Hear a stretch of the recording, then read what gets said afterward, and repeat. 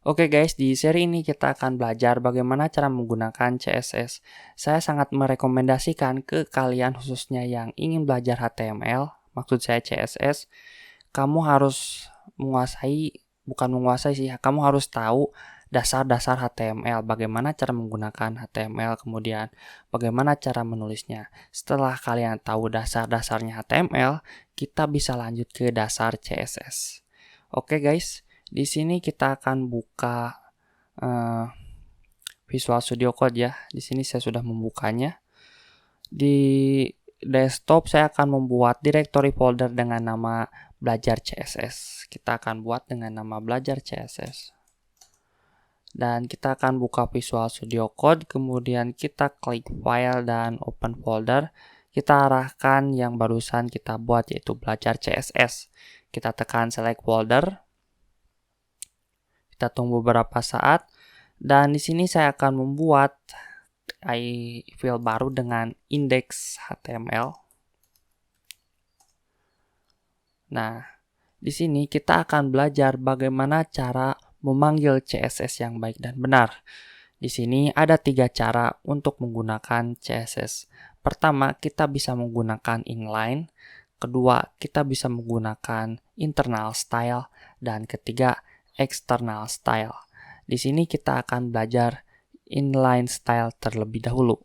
Kita akan membuat ini tanda seru, kemudian tekan enter, dan kita ganti dokumen ini dengan belajar HTML.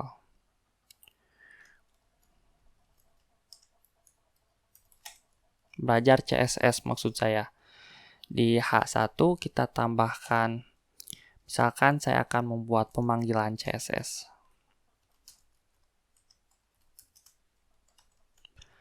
Dan tekan Ctrl+S, kita klik kanan, kemudian klik Open with Lib Server. Kita close ya. Yang ini kita bawa ke sini.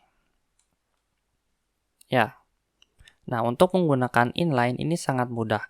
Pertama-tama kita bisa menggunakan style. Atribut style maksud saya. Kita tambahkan style dengan warna color, misalkan merah dengan red. Dan tekan Ctrl+S.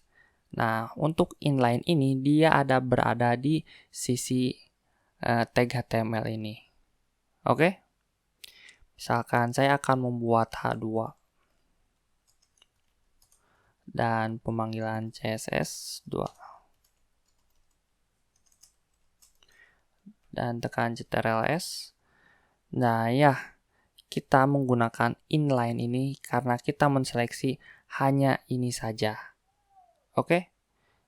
Jika kalian ingin menambahkan H2 dengan warna merah, kita bisa mengcopy style ini dan kita paste di H2 ini. Dan tekan Ctrl+S, maka dia akan merah.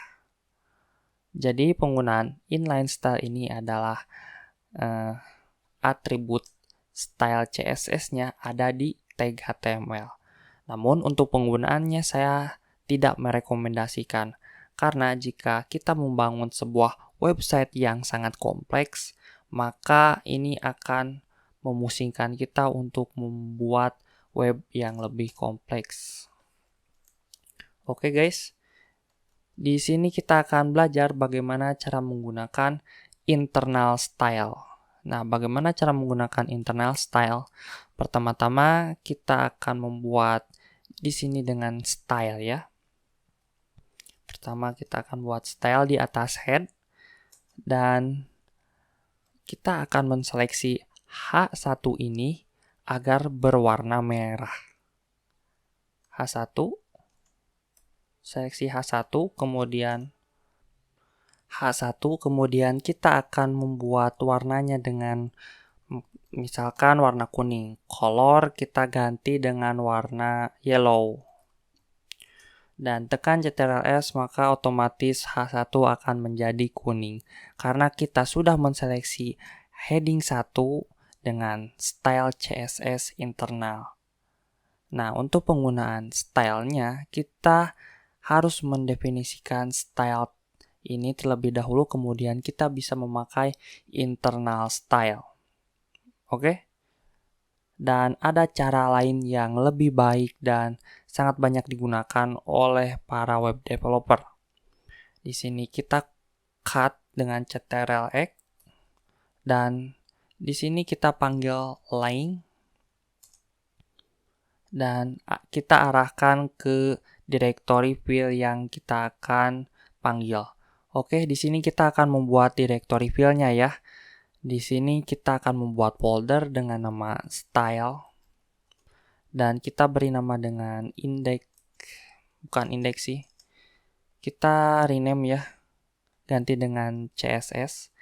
Kemudian kita akan membuat style.css. Sebenarnya untuk membuat folder ini opsional, namun jika kita membutuhkannya kita perlu membuatnya. Di sini kita membutuhkannya, oke? Karena supaya agar file ini terlihat lebih rapih dan lebih baik.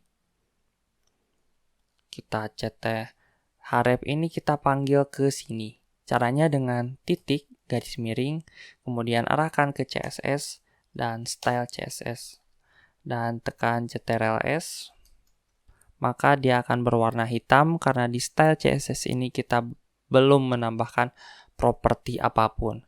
Kita harus menseleksinya sama dengan style dan internal CSS tadi yang kita pelajari. Caranya dengan H1, kemudian kita ganti dengan warna color, misalkan red,